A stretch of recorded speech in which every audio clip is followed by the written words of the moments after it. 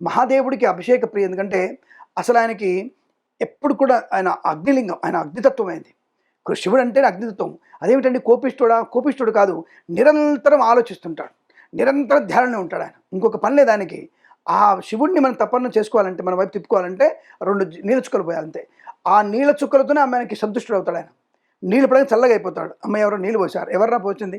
పలానా అమ్మాయి పోసింది. రైట్, ఏం కావాలి అమ్మాయి చూడు. రైట్, పని అయిపోతుంది. అంటే ఈశ్వరుడికి అభిషేక ప్రియుడు. కాబట్టి ఆయన కార్తీక మాసంలో చేసే అభిషేకం ఇంకా అత్యుత్తమ శుభాన్ని కలిగిస్తుంది అని ఇందాక చెప్పుకున్నాం మనం.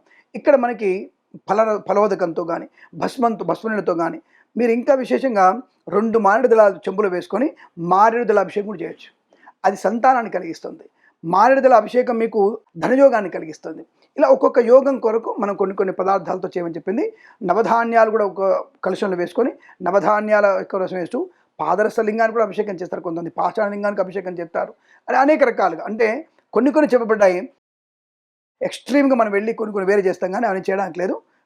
కేవలం ఇది నవధాన్యాల, రుద్ర, మారేడుదల, పంచామృత, జల, భస్మ అభిషేకం చేయమని చెప్పి, రత్నాభిషేకం చేయమని చెప్ప, నీకు ఇష్టం వచ్చినట్టుగా అన్ని పోసి పదార్థాలు పోసి చేయమని చెప్పలేదు. కాబట్టి అది కొంతమంది ఇచ్చుకత, దాన్ని కాదనడానికి ఏం లేదు. అభిషేకమేగా చేసేది, తప్పని చేయట్లేదు కదా. కాబట్టి అలా అభిషేకం చేసుకోవడం విశేషమే.